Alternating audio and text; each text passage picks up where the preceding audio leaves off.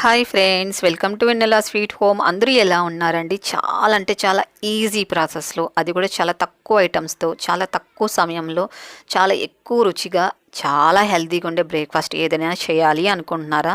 అయితే ఇట్లే చిటికలో ఈ బ్రేక్ఫాస్ట్ ప్రిపేర్ చేసి పెట్టండి. దానికి ముందుగా 1 కప్పు సగ్గుబియ్యం తీసుకోవాలండి.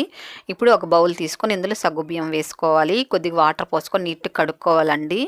పిండి సగ్గుబియ్యం ఉంటుంది కదండి, అది తీసుకున్నానండి నేను. ఇదంతా ఒక 2-3 సార్లు కడిగేసుకొని నీళ్ళంతా వంపేసుకోవాలి. చూడండి, నీళ్ళంతా ఇలా వంపేసి పెట్టుకోవాలండి. ఇందులో గోరువెచ్చటి వాటర్ వేసుకోవాలండి. మరి ఎక్కువ వేడిగా ఉండకూడదు, లైట్గా గోరువెచ్చగా ఉంటే సరిపోతుందండి. ఇందులో పోసుకొని దీనిపైన మూత పెట్టుకొని మినిమం అంటే 2 గంటల సేపు నానబెట్టి ఉంచుకోవాలండి. 2 గంటలు నానబెట్టారనుకోండి చక్కగా నానుతుందండి. ఇప్పుడు మూత పెట్టుకొని దీన్ని ఒక 2 గంటల సేపు నానబెట్టి ఉంచుకుందాము. చూడండి, 2 గంటల తర్వాత చక్కగా నానింది సగ్గుబియ్యం అంతా కూడా. ఇలా పిండి సగ్గు బియ్యం తీసుకోవాలండి మీరు. ఇదైతేనే చేయడానికి చాలా సింపుల్గా ఉంటుందండి, చాలా ఈజీగా కూడా చేసేసుకోవచ్చండి. అలాగే ఒక ఆలు ఉడికించుకొని తీసుకోవాలి. పైన తొక్క అంతా తీసేసుకొని ఇట్లా ఒక బౌల్లోకి తీసుకొని బాగా మెత్తగా ఇది మెదుపుకోవాలండి, గడ్డలు లేకుండా. చూడండి, ఇలా మెత్తగా మెదుపు ఉంచుకోవాలి. తర్వాత వాటర్ అంతా వంపేసి ఉంచుకున్న సగ్గు బియ్యంని ఇందులో వేసుకోవాలి. ఇందులో సన్నగా తురుముకున్న అల్లం వెల్లుల్లి వేసుకోవాలండి. మీ దగ్గర అల్లం వెల్లుల్లి పేస్ట్ ఉంటే కూడా వేసుకోవచ్చు. అలాగే సన్నగా కట్ చేసుకున్న ఆనియన్ ముక్కలు వేసుకోవాలి.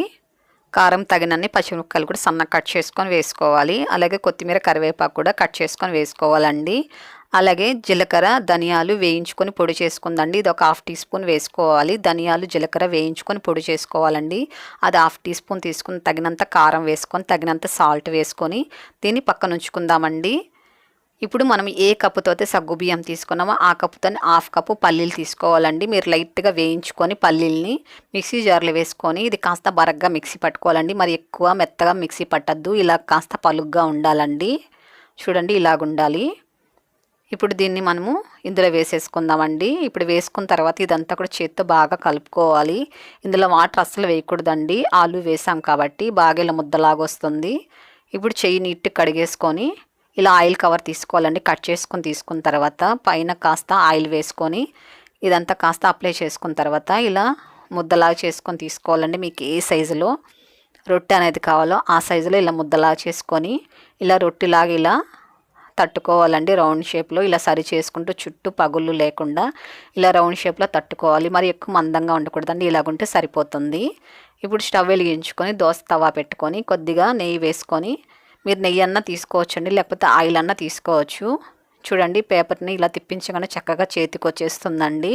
ఇప్పుడు పెనం పైన వేసుకొని చుట్టూ నెయ్యి అయినా ఆయిల్ అయినా చుట్టూ వేసుకొని మీడియం ఫ్లేమ్లో ఉంచుకొని దీన్ని ఫ్రై చేసుకోవాలండి. చూడండి, చక్కగా పొంగుతూ వస్తుంది సగ్గుబియ్యం అంతా కూడా. ఇలా ఒకవైపుకి తిప్పుకోవాలండి. ఇలా తిప్పుకున్న తర్వాత సిమ్లో ఉంచుకొని మంచిగా మరొక 2 నిమిషాల పాటు ఫ్రై చేసుకోవాలి. చూడండి, మంచిగా ఫ్రై అయిపోయింది. ఇప్పుడు తీసేసుకుందామండి ఒక సర్వింగ్ ప్లేట్లోకి. ఇది చాలా రుచిగా ఉంటుందండి, తినే కొద్దిగా తినాలనిపిస్తుంది. నోట్లో వేసుకుంటే వెన్నెలా కరిగిపోతుందండి. ఎంత కమ్మగా ఉంటుందో తెలుసా, నేనైతే మాటల్లో చెప్పలేనండి. అంత కమ్మగా ఉంటుంది. హెల్త్ కూడా చాలా మంచిదండి. పిల్లలైతే చాలా ఇష్టంగా తింటారు.